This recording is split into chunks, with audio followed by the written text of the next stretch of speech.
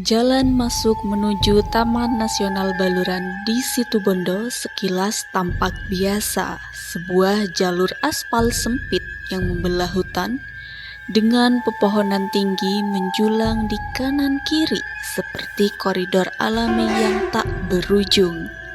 Namun, bagi sebagian orang yang pernah melewatinya pada waktu yang salah, jalan ini menyimpan rahasia yang tidak bisa dijelaskan hanya dengan logika. Baluran dikenal sebagai Afrika Van Java karena landscape savananya yang luas dan eksotis, tapi di balik keelokan siang harinya, kawasan ini menyimpan sisi kelam yang jarang dibicarakan, terutama saat senja bergeser ke malam dan saat langit kehilangan warna emasnya. 4 mahasiswa asal Banyuwangi yang kala itu berencana melakukan camping di Savana Bekol mungkin tidak akan pernah melupakan malam yang nyaris merenggut akal sehat mereka. Rencana mereka sederhana, berangkat sore hari sampai sebelum gelap, lalu mendirikan tenda untuk menyambut sunrise esok pagi. Namun, keterlambatan kecil dan keputusan untuk tetap masuk saat matahari sudah menyentuh cakrawala mengubah perjalanan itu menjadi pengalaman yang membekas seumur hidup. Saat mereka melintasi gerbang Baluran, tak ada penjaga, tak ada petunjuk, hanya pagar besi terbuka sedikit dan keheningan yang terlalu utuh untuk sebuah kawasan alam. Begitu melewati gerbang itu, suasana berubah drastis. Angin yang tadinya hanya berhembus lembut, kini seolah menjadi dingin dan mengiris. Suara jangkrik dan burung hilang begitu saja, menyisakan sunyi yang terasa tidak wajar. Mereka masuk lebih dalam, dengan 2 sepeda motor melaju pelan menyusuri jalan sempit. Pohon-pohon di kiri kanan tampak lebih gelap dari biasanya, seperti dinding raksasa yang mengintai. Di antara ranting dan batang yang membentuk siluet menyeramkan, muncul sensasi seolah ada yang mengamati mereka dari balik pepohonan. Sekitar 5 menit perjalanan, salah satu motor mengalami gangguan. Lampunya berkedip lalu mati total. Meskipun tidak mau menyala, ketika mereka berhenti untuk mengecek, hawa di sekitar terasa lebih dingin. Langit yang sebelumnya keunguan kini berubah kelabu pekat, menandakan malam telah menelan sisa-sisa cahaya senja. Di tengah usaha memperbaiki motor, salah satu dari mereka menyadari kehadiran sesuatu yang aneh di jalan depan.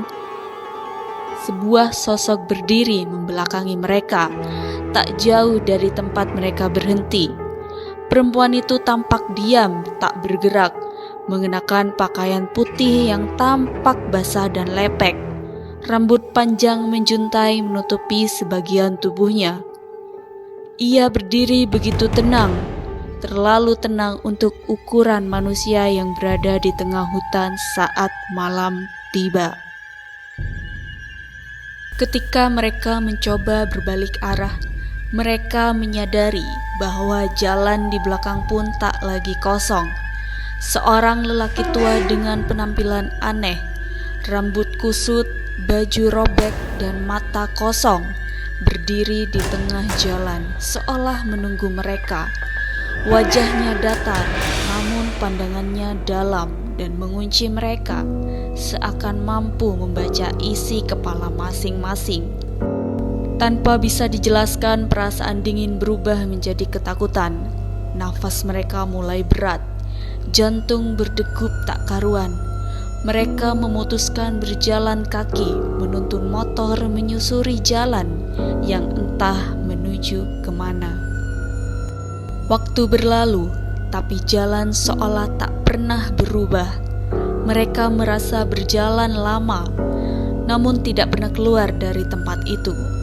Ketika mencoba mengecek lokasi melalui GPS, layar menunjukkan hal yang tak masuk akal. Titik lokasi mereka tetap di tempat yang sama, meski kaki sudah melangkah jauh.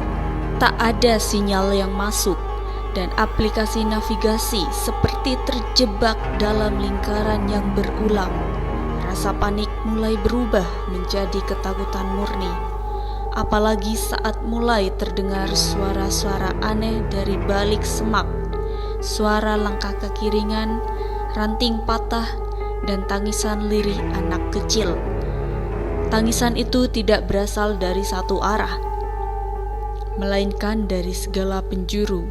Kadang terdengar di kiri, lalu pindah ke kanan, dan sesekali muncul dari depan, padahal jalanan tampak kosong. Tangisan itu diikuti bisikan-bisikan samar, seperti doa atau ratapan yang tak bisa dimengerti bahasanya. Salah satu dari mereka mulai kehilangan kendali, berulang kali menengok ke belakang dengan wajah pucat pasi. Yang lain hanya terus berjalan, berharap bisa menemukan titik terang. Saat harapan nyaris padam, mereka melihat cahaya redup di kejauhan. Sebuah pondok kecil berdiri di tepi jalan, diterangi lampu minyak yang nyaris padam. Di sana, duduk seorang pria tua, wajahnya keriput dan matanya tampak terlalu tenang untuk situasi seperti itu. Ia tak bertanya, tak panik, hanya memberikan air dan isyarat agar mereka duduk. Beberapa saat kemudian ia menunjuk jalan yang baru saja mereka lewati. Aneh, kali ini jalan tampak terang oleh cahaya bulan. Motor yang tadi mati mendadak bisa menyala kembali. Dan entah mengapa, jalur keluar yang sebelumnya terasa berujung kini bisa dilalui dengan mudah. Sinyal GPS kembali muncul. Suhu udara kembali normal dan suara hutan kembali terdengar perlahan, seperti musik latar yang pelan-pelan dinyalakan kembali. Setelah keluar dari kawasan itu, keempat mahasiswa tersebut tidak lagi bicara. Bahkan setelah kembali ke kota, pengalaman malam itu tidak langsung mereka ceritakan. Namun, efeknya sangat nyata. Salah satu dari mereka tidak berani lagi mengendarai motor malam hari. Yang lain mengaku sering terbangun oleh mimpi buruk, melihat perempuan tanpa wajah berdiri di ujung jalan yang sama, malam demi malam. Beberapa minggu kemudian, salah satu dari mereka mencoba mencari tahu tentang jalan masuk baluran itu. Ia menemukan banyak kisah serupa, cerita tentang pelintas yang tersesat, kendaraan yang mati mendadak, penampakan sosok misterius, bahkan suara anak kecil menangis dari balik pepohonan. Semuanya terjadi pada satu waktu yang sama antara maghrib dan isya. Banyak warga sekitar menyebutnya sebagai waktu tenggelamnya batas, sebuah waktu transisi antara dunia manusia dan dunia lain. Saat bayangan mulai menelan cahaya dan makhluk yang biasanya tak terlihat mulai berjalan di antara kita. Mereka yang melintas tanpa izin atau berhenti tanpa tahu batas dipercaya telah menyeberang ke wilayah yang bukan lagi milik mereka. Baluran tetap indah di siang hari, savana Bekol tetap memukau, dan pantai Bama tetap menggoda dengan kealamiannya. Tapi malam di Baluran bukan sekedar malam biasa. Hutan ini punya penjaga, dan jalan masuknya bukan hanya jalur fisik, melainkan gerbang ke dunia yang lebih tua, lebih gelap, dan lebih sunyi dari yang bisa dibayangkan manusia modern. Kisah 4 mahasiswa ini menjadi salah satu dari banyak cerita yang tak tercatat yang menghuni bayangan pepohonan Baluran. Tidak semuanya kembali dengan selamat, tidak semuanya mengerti apa yang terjadi. Tapi satu pesan mengendap dari kisah ini, jangan pernah berhenti di Baluran saat maghrib tiba, karena di saat cahaya tenggelam, jalan itu bukan milik kita lagi.